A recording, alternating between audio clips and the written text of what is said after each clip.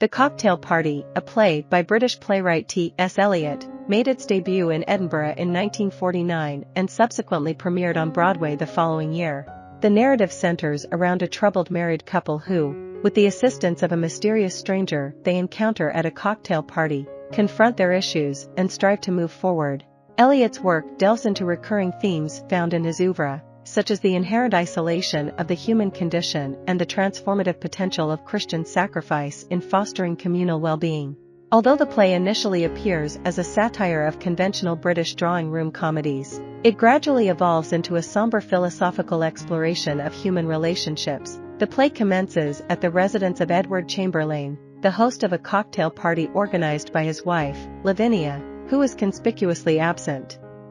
Edward encounters a mysterious guest who arrives at the party, and their conversation reveals that Lavinia has recently left him.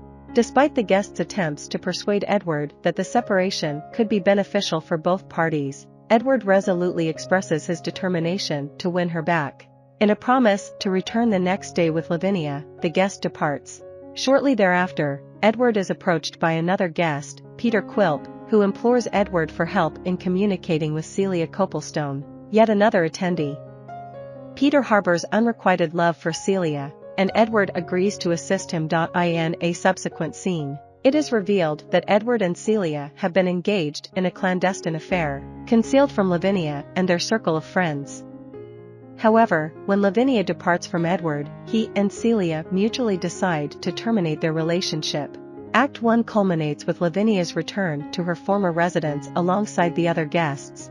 The enigmatic guest briefly reappears before the arrival of the remaining attendees, but swiftly vanishes as the remainder of the party unfolds. In Act 2 of the play, the mysterious guest is revealed to be Sir Henry Harcourt Riley, a therapist who has been treating both Edward and Lavinia for an extended period. At the cocktail party, he encounters another guest who informs him of having referred Edward to him.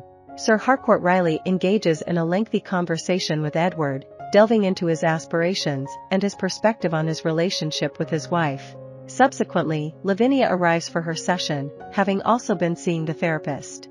Edward and Lavinia engage in a joint session, openly discussing their relationship, confessing their transgressions, and hesitantly deciding to give their union another chance. As they leave the party together, the psychiatrist has one final session with his patient, Celia. Overwhelmed by guilt, Celia seeks guidance from Sir Harcourt Riley, who presents her with two choices: embracing a simple life and finding contentment, or embarking on a perilous journey to discover her true purpose. Although Celia initially struggles to accept the therapist's advice, she ultimately chooses the path of personal growth and embarks on a journey toward honesty and salvation. Act 3 opens with yet another cocktail party hosted by the Chamberlaynes. Edward and Lavinia are now happily reunited, having found solace and forgiven each other for past mistakes. They are joined by their friends Julia and Alexander, as well as Peter, who has achieved success as a writer in Hollywood. The group discusses Celia, who opted to travel to Africa and become a missionary, but tragically perished during a plague outbreak shortly thereafter. Celia is now revered as a martyr, and the psychiatrist views her fate as her destined purpose in life. The play concludes with each character appearing to have found their rightful place. T.S. Eliot, regarded as one of the most influential British writers of his time, is best known for his poetry and plays. While The Cocktail Party was considered his most popular play during its time, his 1935 work Murder in the Cathedral has gained greater recognition today. The Cocktail Party received acclaim with successful productions, including its 1950 run featuring Alec Guinness in the role of the unidentified guest, which earned the Tony Award for Best Play. Eliot's plays continue to be highly regarded, but his greatest literary legacy lies in his poetry collections, particularly The Wasteland and Old Possum's Book of Practical Cats.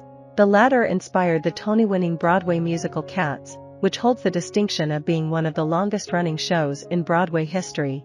In recognition of his significant contributions to modern poetry, T.S. Eliot was awarded the Nobel Prize in Literature in 1948 and the Presidential Medal of Freedom in 1964.